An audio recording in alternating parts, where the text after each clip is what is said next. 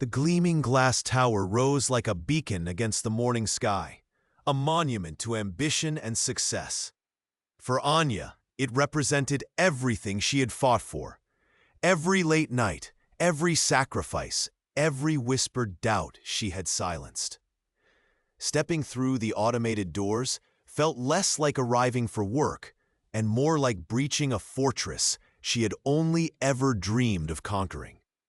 But behind the polished marble and the polite smiles, something else lurked. A subtle current of unease, a tension she couldn't yet name, waiting patiently beneath the surface of her perfect new world. It was a world where dreams were made, yes, but also where they could be ruthlessly shattered. This was more than just a job. It was a battleground she hadn't known she was entering, and the stakes were higher than she could possibly imagine. If you believe in the power of resilience and that justice always finds a way, hit that like button and subscribe. Join us as we unveil stories of courage and triumph. Anya clutched her worn briefcase, the scuff marks a testament to her journey, a quiet badge of honor from the countless hurdles she had cleared just to stand here. Her entire life had felt like an uphill climb. Raised in a neighborhood where opportunity was scarce and setbacks were common, she had learned early the taste of struggle and the grit required to overcome it. While others had smooth paths, hers was littered with obstacles. Moments where the world seemed determined to push her back, reminding her of where she came from. But Anya possessed an inner fire, a stubborn refusal to be defined by her circumstances. She had worked tirelessly, earning scholarships, holding down part-time jobs, poring over textbooks late into the night, all focused on this one goal: securing a future where she could thrive, not just survive. This job at Sterling Corp wasn't just a job. It was the culmination of that arduous journey, the first real breath of air after years spent struggling beneath the surface. The offer letter felt like a golden ticket, a validation of her worth in a world that hadn't always seen it. Her heart swelled with a potent mix of pride and exhilaration as she walked towards the reception desk, the polished floor reflecting her hopeful image.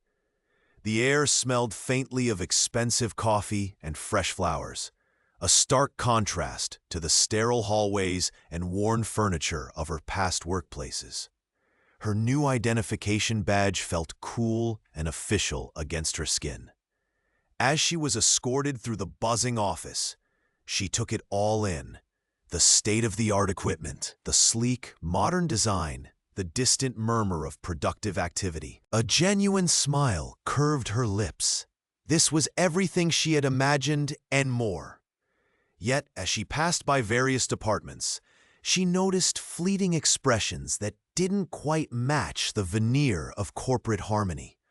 A sharp, assessing glance from a woman with severe glasses. A quick, whispered exchange that abruptly stopped as she drew near. A subtle tension in the air that felt out of sync with the bright, open space. It was a discordant note in her symphony of optimism. A tiny shadow cast over the brilliant light of her first day. Anya, buoyed by her excitement and focused on the immense opportunity before her, dismissed these observations as new job nerves, telling herself she was just being overly sensitive. She was here now. The dream had begun. The sterile air of the office felt colder than the autumn chill outside as Anya stepped onto the plush, impersonal carpet. Bright, almost blinding fluorescent lights hummed overhead, casting long, uninviting shadows that seemed to cling to the corners of the room. A faint, stale smell of old coffee and ozone hung in the air, a stark contrast to the fresh scent she carried with her. Her heart, which had arrived full of hope, now beat a hesitant rhythm against her ribs. She saw them then, clustered near the coffee station, their laughter echoing strangely in the vast, quiet space. Faces turned as she approached, and the laughter died down, replaced by a curious, almost speculative silence that felt heavy and isolating. She offered a tentative smile, her hand outstretched. A man with sharp, assessing eyes met her gaze. He wore a crisp suit that seemed to emphasize his air of detached authority. He took her hand briefly, his grip cool and fleeting. Ah, you must be the new hire. We weren't quite expecting you today. A bit sudden? His tone wasn't overtly hostile, but it carried an undertone of surprise that felt less like a welcome and more like mild inconvenience. It was a subtle note, easily missed, but it landed on Anwa's spirit like a feather of ice. She felt the warmth recede from her own smile. Yes, I was told to start this morning.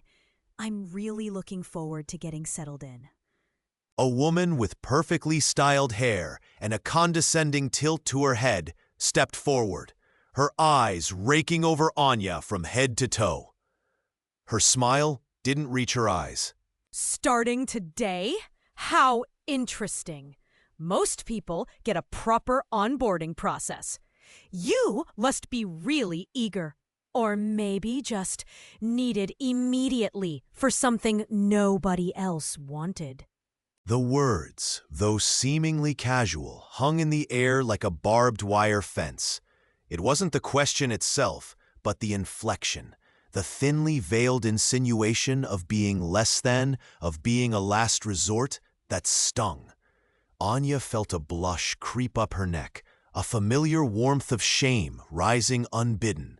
She swallowed, the metallic tang of anxiety sudden on her tongue.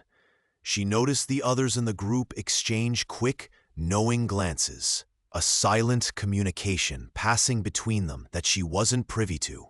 She was outside their circle, an anomaly. They didn't invite her into their conversation about weekend plans or shared projects. They simply observed her, their expressions ranging from mild curiosity to polite indifference. But none held genuine warmth or welcome. It was as if she was a specimen under a microscope, interesting, but ultimately alien. The hum of the lights seemed to grow louder, drowning out the sounds of her own breath. The air felt thick, suffocating. This wasn't the welcoming team environment she had envisioned. It was a subtle battlefield, and she had just taken her first steps onto it, entirely alone. The seeds of conflict were sown in dismissive tones and averted eyes, establishing her position immediately as the underdog, the outsider looking in. The school hallway buzzed with unfamiliar energy, a cacophony of lockers slamming and teenage chatter echoing off the worn linoleum floor. 11-year-old Aisha clutched her worn backpack, her fingers tracing the rough edge of a patched seam. She had tried to make her hair look nice this morning, carefully braiding it into neat cornrows that framed her face. A style her mother had taught her felt regal and strong. She took a deep breath, trying to blend into the flowing tide of students. Suddenly, a laugh, sharp and loud, cut through the general noise. It wasn't a friendly laugh. It was pointed, like a thrown stone. Aisha faltered, her eyes scanning the faces around her. Two girls stood by a row of lockers, their heads together, smirking. One of them, Brenda, known already for her sharp tongue, pointed directly at Aisha's head. The air seemed to still around Aisha. Her heart hammered against her ribs, a frantic bird trapped in a cage. She could feel the warmth rising in her cheeks, turning them a burning red. The other girl giggled, covering her mouth, but her eyes were cold and mocking. Look at that! What in the world is that on her head? Brenda exclaimed, her voice carrying just loud enough for others nearby to hear. Is she trying to be Historical? Or maybe she just can't blush it. Aisha felt a sickening lurch in her stomach. It wasn't just innocent teasing.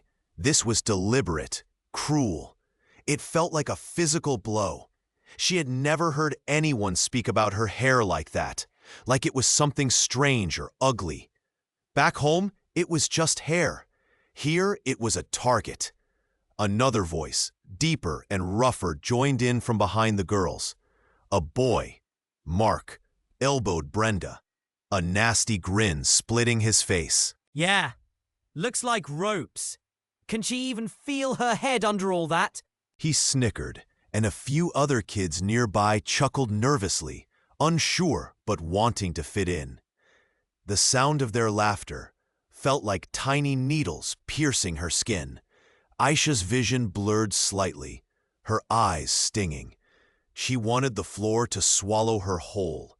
The confidence her mother's words had given her that morning evaporated, leaving behind a hollow ache. She felt exposed, scrutinized, and utterly alone in this sea of unfamiliar faces. This wasn't just a new school. It was a place where she didn't belong, marked by her very appearance. The shock of this first open ridicule solidified her position. An outsider, an underdog, the target of a conflict she hadn't even known existed until now.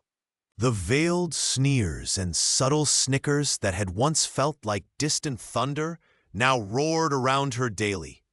The office, once a place of potential and promise, had transformed into a cage lined with sharpened words. Every morning brought a fresh wave of hostility, no longer hidden behind plausible deniability, but delivered with open contempt. The air thickened with unspoken accusations and icy glares. One Tuesday, as she presented a project proposal she had poured weeks into, the comments began before she even finished. From the back, a voice dripped with feigned concern. Are you sure those numbers add up? They look a little imaginative. Did you perhaps, creatively interpret the data? The implication hung heavy, like stale smoke, that her work was sloppy, perhaps even dishonest, simply because she was who she was. The fluorescent lights above seemed to flicker, casting a sickly yellow glow on the faces around the table, some smirking, others looking away, unwilling to meet her eye. The confidence she had felt minutes before evaporated, leaving a bitter taste on her tongue. Later that week, while troubleshooting a technical issue, a colleague approached her, his eyes dismissive. Having trouble with that? Guess some things are just complicated for certain people. Maybe stick to something simpler. He gestured vaguely towards a task often assigned to interns. It wasn't just about questioning her technical skill. It was a calculated move to diminish her intelligence, her capacity, reducing her to a caricature of incompetence they seemed determined to create. A knot of humiliation tightened in her stomach, making it hard to breathe normally. The cold metal of the computer mouse felt slick under her trembling fingers. The prejudice became a relentless tide, washing over her day after day. Comments about her hair, her clothing, her perceived attitude, each one a tiny cut designed to bleed her spirit dry. They would talk loudly just out of earshot, their laughter sharp and pointed, like shards of glass. The office kitchen, once a neutral zone, became a gauntlet. She could feel their eyes on her back as she heated her lunch, hear the sudden hush in conversation, followed by renewed snickers the moment she turned away. The smell of microwaved food, normally comforting, now smelled faintly of anxiety and dread. This constant barrage wasn't just emotionally draining, it actively sabotaged her work. Focus became a Herculean task when her mind was buzzing with the echoes of their insults. Simple errors crept into her reports, typos she'd never normally make, calculations she double-checked 5 times, only to find doubt still lingering like a phantom limb. The creative spark that had once fueled her problem-solving dimmed, replaced by a constant gnawing fear of making a mistake. Of giving them more ammunition, she started second-guessing every decision, every email, every interaction. The cold weight settled deep in her chest, a constant, crushing burden she carried through the sterile office halls. Each day was a performance, a carefully constructed facade of composure she fought desperately to maintain.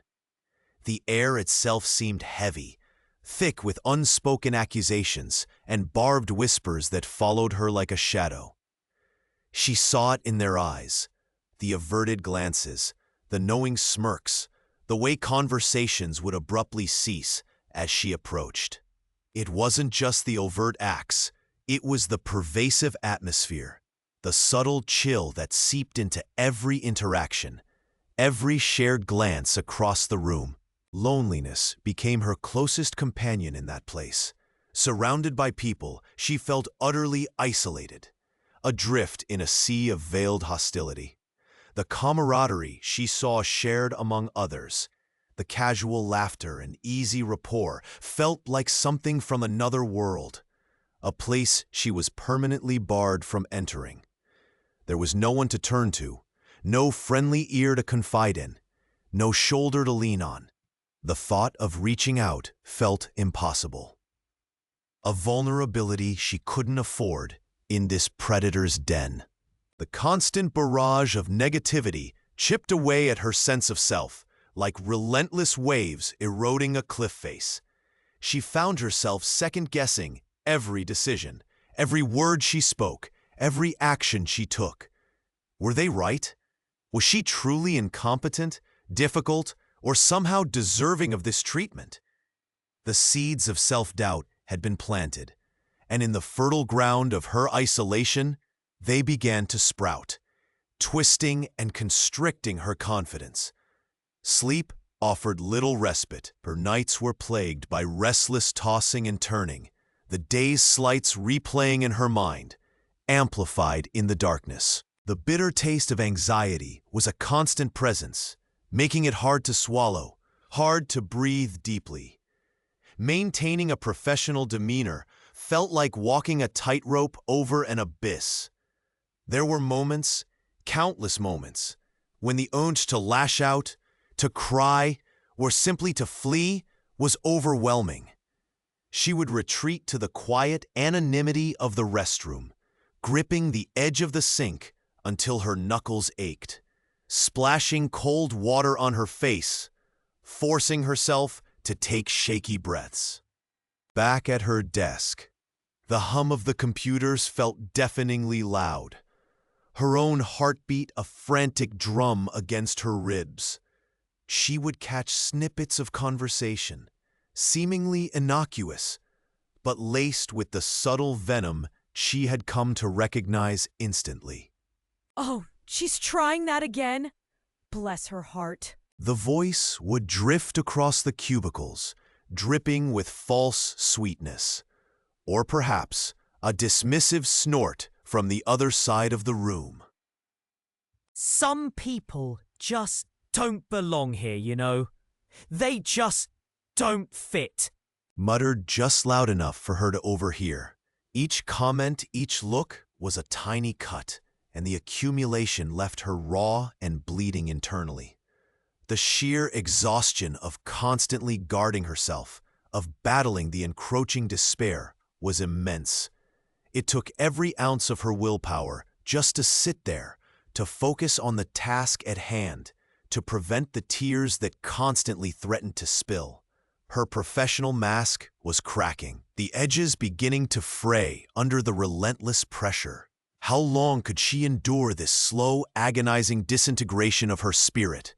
How much longer before she shattered completely? She was questioning everything now, including her strength, her purpose, and her very place in this hostile world.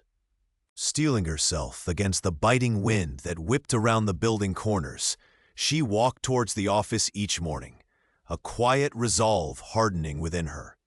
The previous weeks had been a suffocating blanket of whispered slights and dismissive glances, a constant low hum of negativity that sought to erode her spirit. But she wouldn't break. Her counter-strategy was simple, pure, and powerful. Work. She would let her results speak. Late nights became common, the glow of her monitor reflecting in tired eyes as she pored over reports, refined presentations, and crafted innovative proposals.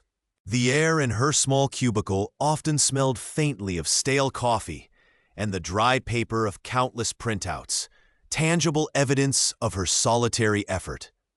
She believed, truly believed, that undeniable competence would pierce through the fog of prejudice. Yet her efforts seemed to vanish into an unseen current. In team meetings, her carefully researched data points were skimmed over, met with polite nods before the conversation veered sharply to someone else's trivial update. Emails detailing complex solutions she'd devised received no replies, left stranded in the digital ether. It was as if her contributions were invisible, a ghost working tirelessly in their midst. The silence was a deafening form of dismissal. Then came the criticism, sharp and unwarranted, delivered with a casual cruelty that stung more than outright anger. A major project, one she'd spent weeks meticulously constructing, was dissected publicly. Minor formatting inconsistencies highlighted with disproportionate disdain, while the core brilliance of her strategy was ignored. A project lead, a man known for his booming voice and dismissive wave, sighed loudly. Honestly, the execution here, sloppy. Didn't anyone proofread this? We can't present this. He didn't even look at her as he spoke, addressing the room as if she weren't present. The bitterest pill was watching her ideas, her hard-won insights, paraded as someone else's. She overheard a female colleague, her voice dripping with false sweetness, presenting a concept she had brainstormed just days before. So I was thinking, what if we pivot the campaign to focus on her idea?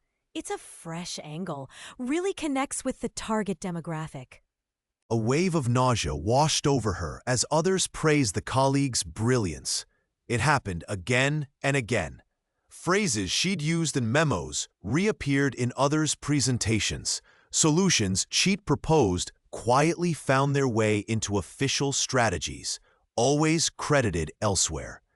Each instance felt like a physical blow, stealing not just credit, but a piece of her professional identity. The gnawing frustration began to consume her. She couldn't fight this purely with work. Her excellence was being actively suppressed or stolen. The air in the office felt thick with injustice, making it hard to breathe. The quiet determination she'd held on to curdled into a hot, righteous anger. This wasn't just unpleasantness anymore. This was calculated sabotage. A chill ran down her spine as she realized the depth of the resistance. They weren't just ignoring her. They were actively working against her success. This couldn't stand.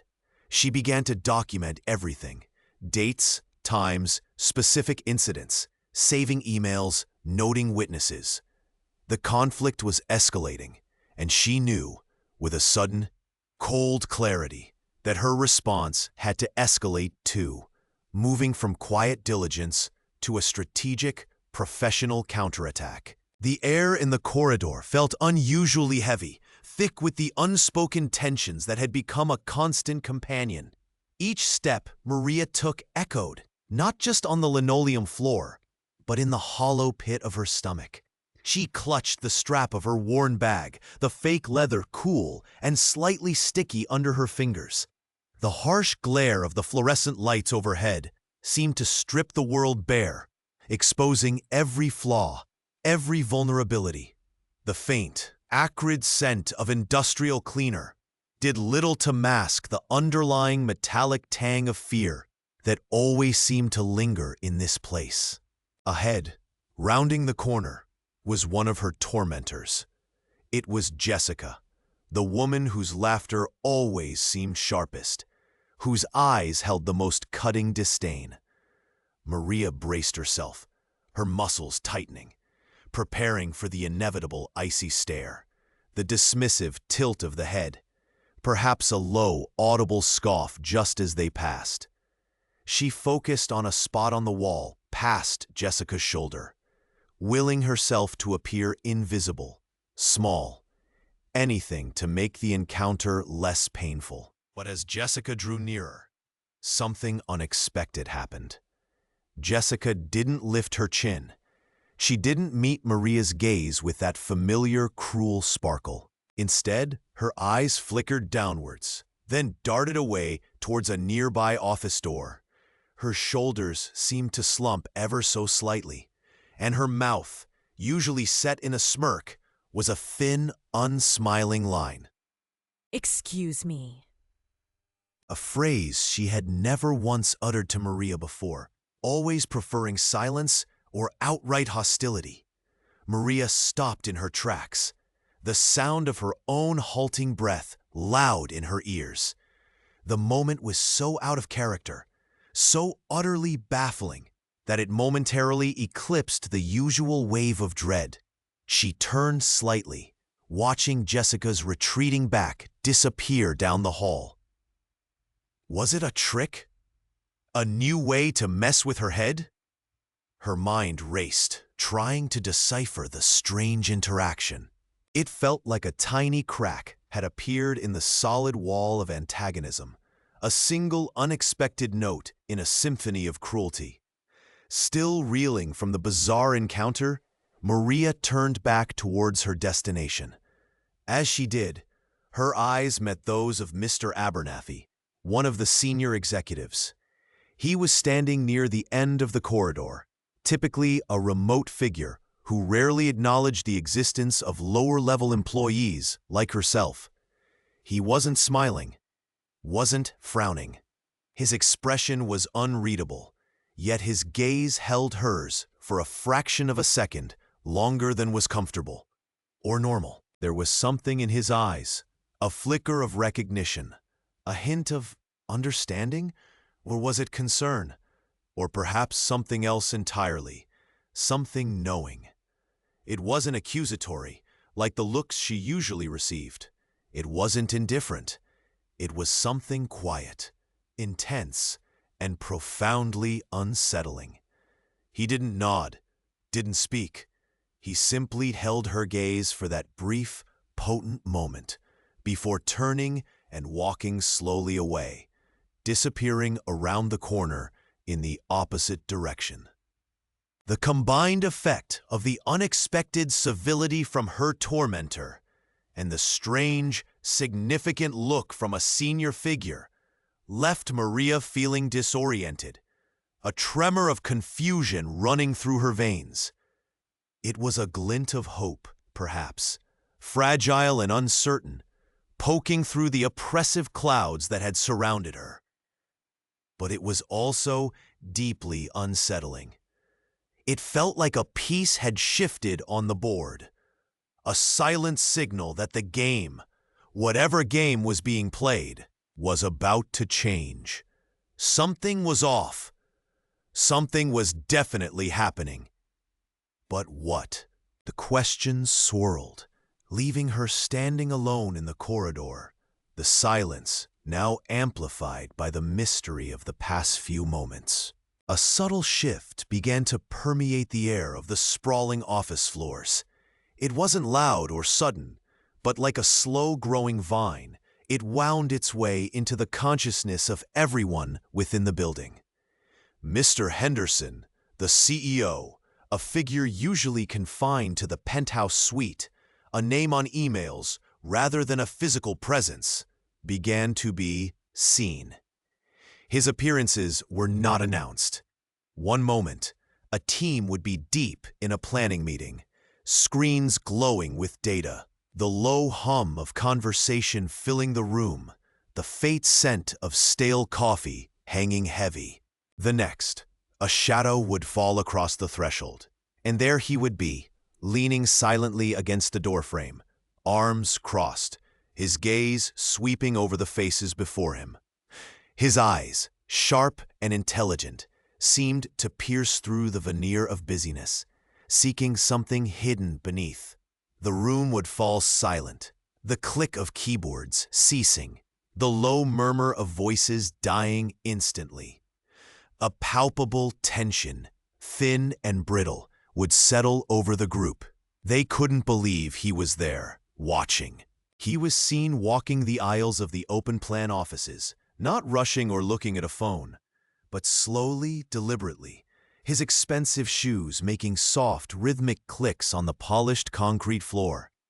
He would pause by cubicles, his eyes lingering on screens, on stacks of papers, on the expressions of the employees hunched over their work. It wasn't an inspection. It felt more like an observation, a quiet study of the ecosystem he commanded from afar.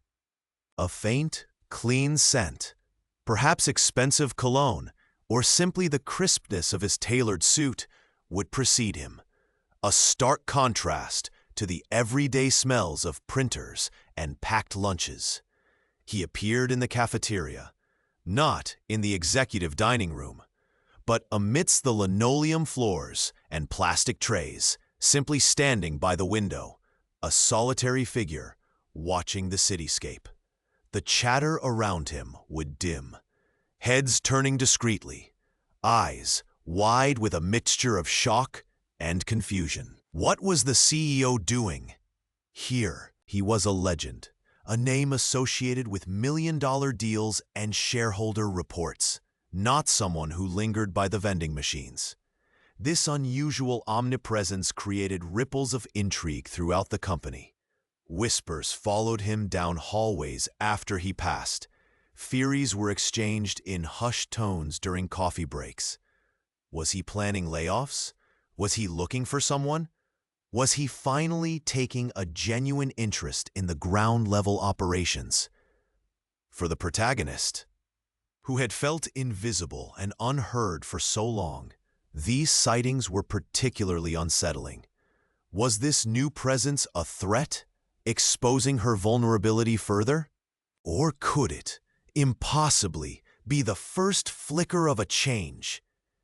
The air seemed charged, crackling with unspoken questions. The simple act of the CEO being seen transforming the familiar workplace into a stage where the next act felt suddenly, dramatically imminent. But amidst the relentless pressure, Maria began to notice a different kind of tension weaving its way through the office fabric. It wasn't just the stifling air around her desk. It was a low, persistent hum of unease that seemed to emanate from the very walls of the building. Whispers replaced the usual cheerful banter by the coffee machine, voices dropping to hushed tones as she approached. She caught fragments of conversation, nervous laughter mixed with worried sighs. Hurried questions about deadlines being moved, cryptic mentions of the new process or management meetings. One afternoon, she saw Mr. Henderson from accounting, a man usually as placid as a pond, slamming his office door shut with a force that rattled the glass partitions. The sudden sharp sound cut through the office silence like a knife, leaving everyone momentarily frozen. Later, she overheard two colleagues whispering near the filing cabinets. Did you hear about Henderson? They say it's about the Q3 reports. Something didn't add up. Unknown. Shh. Keep your voice down. I heard it's bigger than that. Auditors, maybe? Their eyes darted nervously towards closed doors, a palpable fear tightening the air around them. It wasn't her problem, not directly. Yet this undercurrent of anxiety felt strangely connected to the overall atmosphere of the company, a company that seemed to be fraying at the edges in more ways than one. There were unusual faces seen entering and exiting the executive floor. Stern-looking individuals in crisp suits who didn't smile or make eye contact. Delivery trucks arrived at odd hours, unloading boxes that were quickly whisked away. The usually predictable routine of the office was being disrupted by these unexplained occurrences, these subtle shifts in the company's heartbeat. The smell of stale coffee and recirculated air was now layered with a new, unsettling scent, the metallic tang of fear and uncertainty. The once vibrant bulletin board where company news was posted remained blank, yet speculation ran wild. People clutched their mugs tighter, their knuckles white, their gazes distant, lost in thoughts of what might be coming. It felt like the building itself was holding its breath, waiting for something significant to happen. While Maria was locked in her own battle, the ground beneath her feet was subtly, surely shifting, creating a sense of impending, company-wide change that she couldn't quite place, but which added another layer of intrigue and apprehension to her already turbulent world. Something was undoubtedly changing, and it felt much larger than her own small corner of the office. The air in the conference room was thick with a tension that tasted like copper on Anya's tongue. This was it, the project that would make or break her, a critical pitch for the company's biggest potential client in years. The room hummed with the low murmur of computers. The dry erase markers squeaked faintly on the board, and the smell of stale coffee clung to the air. Every eye felt like a burning glass focused squarely on her. The mockers, sensing the gravity of the situation, seemed to amplify their efforts. During project meetings, they would interrupt her mid-sentence, subtly twist her words, or innocently ask questions designed to highlight perceived weaknesses in her plan. Are we sure that data point is reliable, Anya? It seems. Sarah would purr, her smile sharp as broken glass. Mark, with his perpetual smirk, would lean back in his chair. Just wondering, Anya, if you've considered the real-world implications of this strategy. Or is this just theoretical? His tone dripped with condescension, a constant drip, drip, drip, designed to wear down her resolve. Anya felt the familiar knot of dread clench in her stomach. But today, something was different. Today, the CEO was present. Mr. Thompson sat at the head of the table, his usual easy demeanor replaced by an unnerving intensity. His eyes, a piercing blue, weren't just scanning the room. They seemed to lock onto Anya whenever she spoke, whenever she presented a slide, whenever she countered a passive-aggressive remark. He didn't interrupt, didn't offer judgment, but his silence was more potent than any words. It was a silence filled with acute observation, a silent promise that nothing, not a single glance or barbed comment, was escaping his notice. She remembered the countless late nights, fueled by lukewarm coffee and the bitter taste of isolation, poring over spreadsheets, refining presentations, anticipating every potential pitfall. She had poured her soul into this project, hoping it would finally prove her worth, silence the whispers. Now, under the dual pressure of her tormentor's relentless attacks and the CEO's unwavering gaze, the stakes felt astronomical. Her hands trembled slightly as she clicked to the next slide, the cold plastic of the mouse a small anchor in the swirling storm of anxiety and hope. The air grew heavier, pregnant with the unspoken consequences of success or failure. Failure here meant not just the loss of the client, but the final, humiliating confirmation of everything her mockers claimed she was. But the CEO watched, and in his focused stillness, there was a flicker of something that Anya couldn't quite decipher, something that felt less like judgment and more like evaluation. The oppressive silence of the executive floor seemed to press down on her, heavier than any burden she had carried below. Each step on the plush carpet felt loud, echoing in the hushed air thick with the scent of expensive wood polish and a faint, sterile citrus. She had been summoned without explanation, a curt email appearing as suddenly as a thunderclap on a clear day. Her stomach churned with a toxic mix of dread and bewildered curiosity. What could the CEO, the unreachable man at the pinnacle of this vast corporation, possibly want with her? She reached the formidable double doors, their dark wood gleaming under soft, indirect light. Her hand trembled slightly as she raised it to knock. A voice, surprisingly calm and resonant, called from within, a sound that seemed to fill the vast, opulent space beyond. Entering, she found him standing by a floor-to-ceiling window, gazing out at the city skyline that stretched endlessly below. The light framed his silhouette, making his features indistinct for a moment. Adding to the surreal quality of the encounter, he turned slowly, his eyes meeting hers with an intensity that felt both piercing and unreadable. He wasn't what she'd expected. Older, yes, but with a quiet strength that radiated from him. There was no warmth, but surprisingly, no obvious coldness either. Just an immense, still presence. Sit. His voice was low, measured, and carried an unquestionable authority that needed no volume. She sank into one of the deep leather chairs facing a massive, polished desk. Her palms felt clammy against the cool surface of the armrests.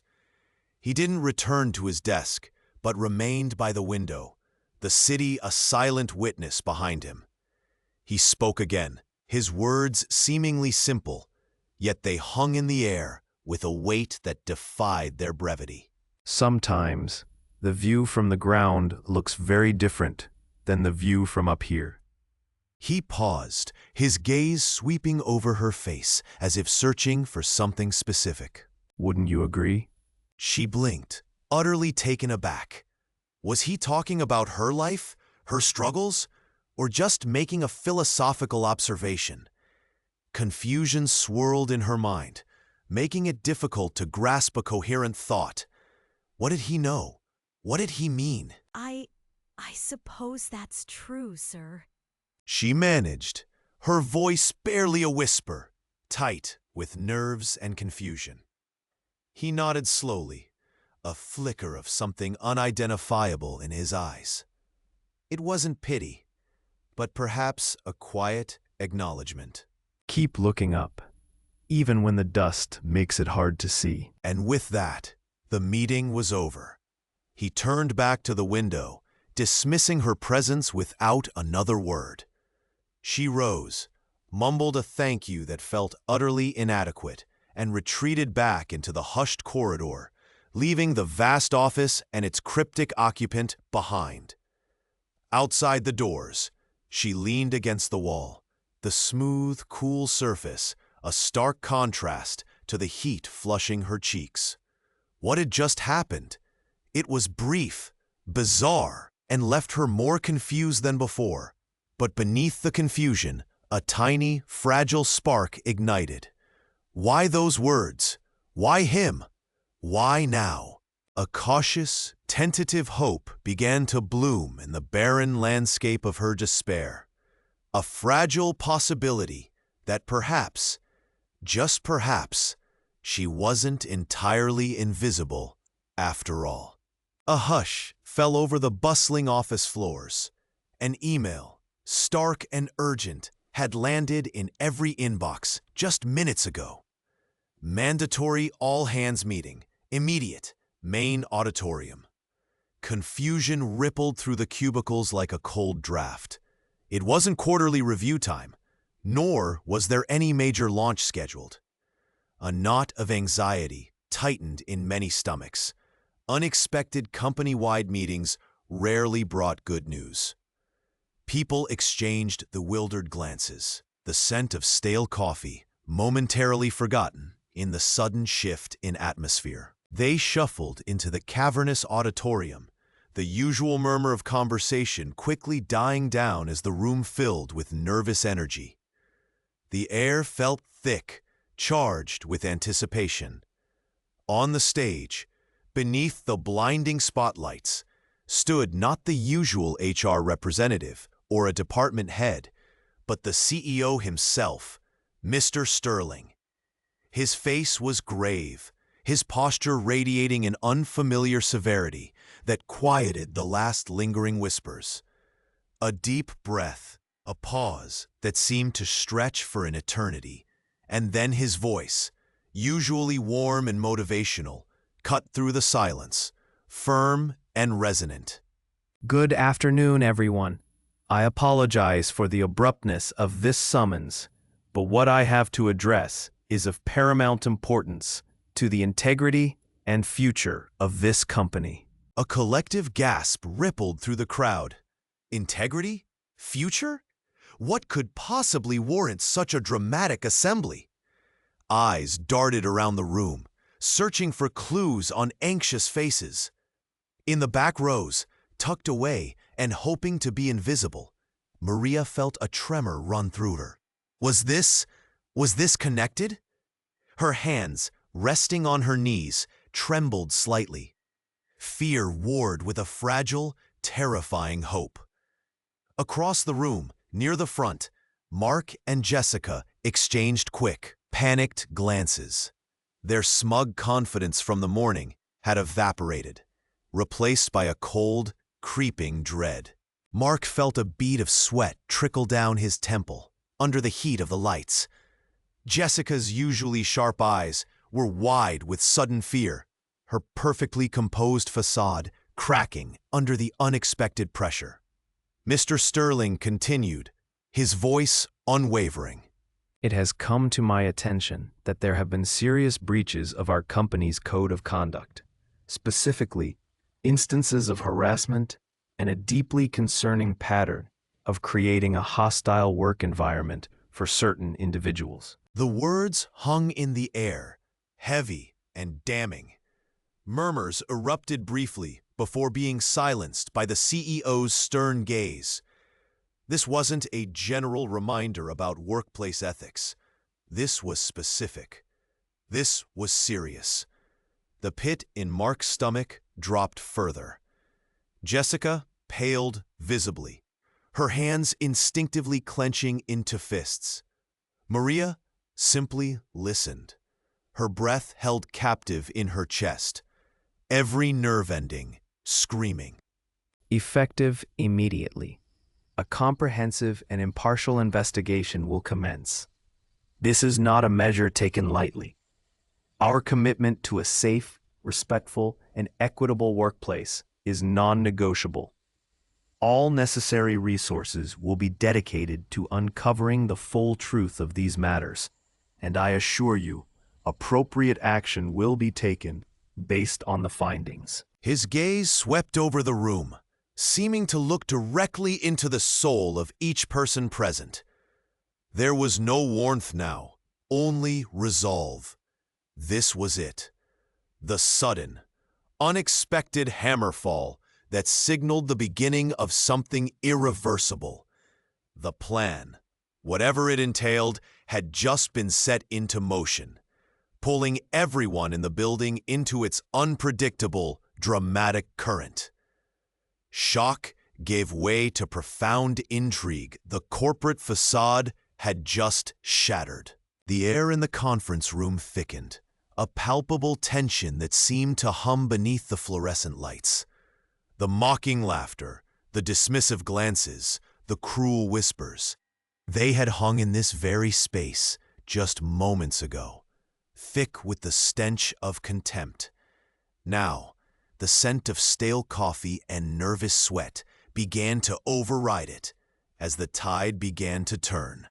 Mr. Sterling, his voice a low, resonant rumble that commanded absolute attention, leaned forward, his gaze fixed not on her, but on those who had made sport of her pain. I have reviewed the findings of our internal investigation. These are not trivial matters. A cold dread seemed to grip the room, settling like a frost on the polished table. Brian's usual swagger vanished, his face paling under the harsh light. Sarah's smirk dissolved, replaced by a flicker of panic in her eyes. The comfortable cushion of their assumed impunity had just evaporated. Witness statements, corroborating emails, and recorded incidents paint a deeply disturbing picture of targeted harassment and intimidation, specifically directed at Miss Hayes. Her name, spoken with quiet respect, felt like a cool balm on a burn she hadn't realized was still searing. She watched them, not with triumph, but with a quiet, steady gaze. The vibrant color drained from their faces, leaving them looking sallow and exposed. The crisp white shirts they wore suddenly seemed less like symbols of success, and more like shrouds. But, Mr. Sterling, that's not entirely accurate. There must be a misunderstanding. Brian stammered, his voice cracking, a far cry from the booming authority he usually projected. Mr. Sterling held up a hand, cutting him off. The silence that followed was deafening, punctuated only by the frantic ticking of a clock on the wall. The evidence is clear, Mr. Peterson, and the pattern of behavior over the past several months is undeniable.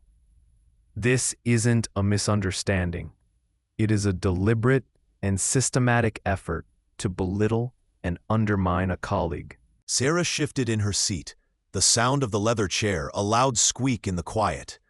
Her hands, which had been resting casually, now clasped together tightly in her lap, knuckles white. We were just... She offered weakly, her voice thin and reedy, lacking its usual sharp edge. putting things in perspective. A humorless smile touched Mr. Sterling's lips. Perspective, Miss Davies. The perspective I see is one of cruelty masquerading as casual banter, of exploiting a power imbalance for personal amusement. The weight of his words landed heavily, crushing the last vestiges of their arrogance. The shift was tangible. The air no longer tasted of their victory, but of their impending defeat. The mockers were, for the first time, truly facing the music, and the tune was anything but pleasant. This was not the end, but the undeniable beginning of consequences. A stark, cold reality setting in. The air in the room felt thick, heavy with unspoken accusations and the residue of countless slights. Sarah stood before the imposing desk, her heart pounding against her ribs like a trapped bird. She had been summoned here, to the highest office, with no explanation, only the chilling knowledge that her tormentors were gathered elsewhere, their fate uncertain. A faint, almost imperceptible scent of lemon polish and expensive wood filled the space. A stark contrast to the stale office air she was used to. The CEO, Mr. Thompson, a man whose presence usually commanded an almost palpable aura of authority and distance, looked different today. His eyes, usually sharp and assessing, held a complex mixture of weariness and something akin to profound regret. He gestured towards a chair, and Sarah sank into its plush cushion, the sudden softness a jarring sensation against the tension coiling in her muscles. He cleared his throat, the sound echoing slightly in the hushed room. Sarah, He began, his voice calm but weighted. I imagine you've been through a great deal here, more than anyone should have to endure. A knot tightened in her stomach. Was this it? The final dismissal? The confirmation that her pain meant nothing? He leaned forward slightly, his gaze unwavering. What you experienced, the isolation, the undermining, the relentless negativity, it wasn't random. It wasn't simply bad luck or personality clashes gone awry. Sarah blinked, confused. The twist was beginning to untangle.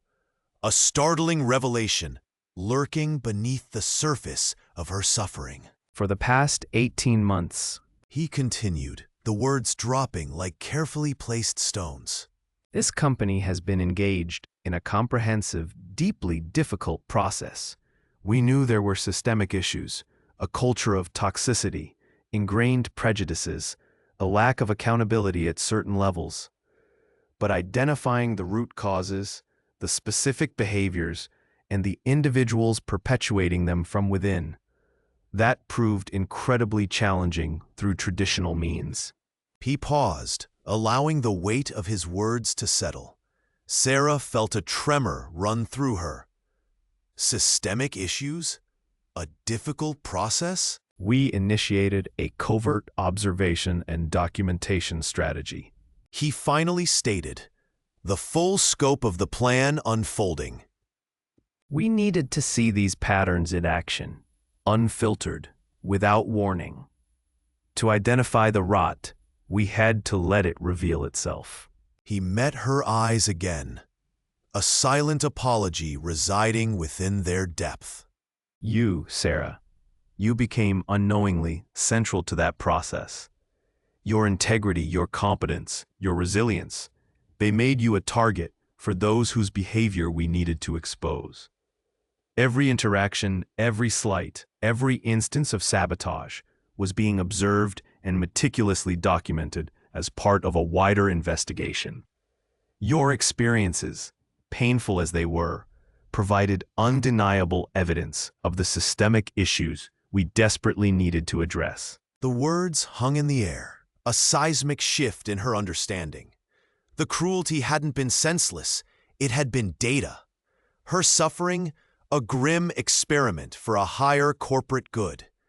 It was a staggering, almost unbelievable revelation, bringing a sudden, sharp clarity to the agonizing fog of the past year and a half.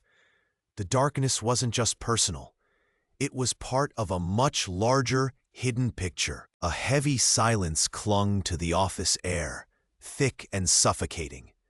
It was the quiet that follows a storm, not of thunder and rain, but of shattering illusions and exposed cruelty.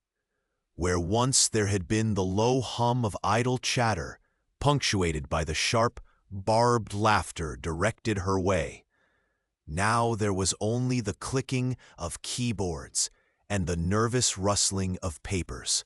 The vibrant, chaotic energy that had fueled the mockery had been replaced by a palpable sense of dread and shame.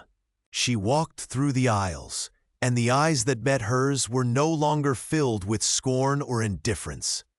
They darted away quickly, or widened in a look of startled respect she had never seen before. The scent of stale coffee hung in the air, but beneath it was the faint, unpleasant smell of guilt, invisible but pungent to her heightened senses. The former mockers were the most striking figures in this changed landscape. Their faces, once flushed with malicious glee, were now pale and drawn. They huddled in small groups, their voices pitched low, a frantic, fearful undertone replacing their usual arrogance. John, who had orchestrated the cruelest jokes, sat hunched over his desk, his shoulders slumped, his hands trembling slightly as he typed. Maria, whose sharp tongue had sliced deep, avoided eye contact entirely, her usual vibrant makeup seeming to mock her pallor. They looked like children, caught with their hands in the cookie jar. But the cookie jar had contained a human being's dignity. The dynamics had irrevocably shifted. The power, once wielded through whispered slurs and public humiliation, had evaporated like mist under the harsh light of truth. The hierarchy built on cruelty had crumbled. People who had previously joined in the laughter or stood by silently now approached her hesitantly, offering mumbled apologies or simply nodding with a reverence that felt alien. The touch of a hand on her shoulder, no longer a shove or a mocking tap, but a hesitant gesture of solidarity, felt strangely warm and unfamiliar. This was the beginning of her rise. Her resilience, once a quiet, unseen burden, was now her armor, polished and gleaming in the sudden light. Her work, which had been overshadowed by the constant barrage of negativity, began to speak for itself. Her quiet efficiency, her dedication, her ability to persevere through unimaginable pressure. These qualities, previously mocked or ignored, were now seen for what they truly were: strengths of an extraordinary nature. The seed of respect, long suppressed, began to sprout in the fertile ground of understanding. The office, once a battleground, was slowly, awkwardly transforming into a place where she was not just seen, but valued. The air, thick with the aftermath, also carried a faint, sweet promise of vindication and a future built on her own terms. The scent of fresh-cut grass filled the air, a stark contrast to the stale, recycled air of the old office. Sunlight streamed through large windows, illuminating dust motes dancing in the golden light. This was a new beginning, a place where the shadows of the past held no power. She walked with a stride that was different now, not tentative or hurried, but measured and strong. The subtle click of her heels on the polished floor, echoing quiet confidence. She felt a warmth spread through her chest, a feeling that had been absent for so long. It wasn't just relief. It was empowerment, a sense of occupying her own space, her own potential. This was the rise, built not on the ashes of someone else's downfall, but on the solid foundation of her own rebuilt spirit. The bitterness that had once threatened to consume her had faded, replaced by a resolute calm. Her payback was her standing tall, her ability to thrive despite the attempts to crush her. Entering the meeting room, heads turned. There were whispers, yes, but they were different now. Whispers of respect, of curiosity, even admiration. She saw faces, some familiar from a distance, others entirely new. There, across the large oak table, sat one of the men who had participated in her humiliation, his face pale as their eyes met. He shifted uncomfortably in his seat, a shadow of the arrogant bully he once was. The power dynamic had irrevocably flipped. She took her seat at the head of the table, a position earned through sheer tenacity and the intervention of someone who saw her true worth. The air grew heavy with unspoken history, but she refused to let it define the moment. Her voice, when she finally spoke, was clear and steady, resonating with a newfound authority that filled the room. "We are here," she began, her gaze sweeping across the faces before her, landing briefly but pointedly on the man who squirmed under her look, "to discuss the future. A future built on integrity, on respect, and on ensuring that every voice in this company is heard and valued." It wasn't a speech of condemnation, but one of principle. It was her asserting the values she embodied, the values that had been trampled upon. She didn't need to shout. Her quiet strength was louder than any accusation. She outlined the new initiatives, the changes that would ensure fairness and transparency, her words painting a vivid picture of the workplace she was now helping to build. She addressed questions directly, her answers thoughtful and firm. There was no hesitation, no shrinking back. This was the voice that had been suppressed, now free and strong, shaping the world around her. She wasn't just speaking, she was commanding attention, respect, and setting a new standard. The past had tried to silence her, but in finding her voice, she had become unstoppable. She stood tall, not in defiance, but in her own inherent power, a living testament to resilience and moral fortitude. The dust had settled, not just in the conference room, but in the quiet corridors of her own heart. The sharp edges of fear and doubt, once so prominent, had softened, replaced by a quiet, unshakable strength. It had been a journey through shadows cast by ignorance and malice, a path paved with the rubble of shattered assumptions. The bite of prejudice, she now knew, wasn't just an external attack. It seeped inward, poisoning self-worth, whispering lies about inherent inferiority. The cold, hard reality of being judged before being seen had been a bitter draught, its taste lingering long after the initial shock. But the journey had also revealed unexpected reserves of resilience. Like a seed pushing through concrete, a stubborn will to survive and thrive had emerged from beneath the weight of oppression. Each tear shed, each moment of despair endured, had somehow forged an inner steel.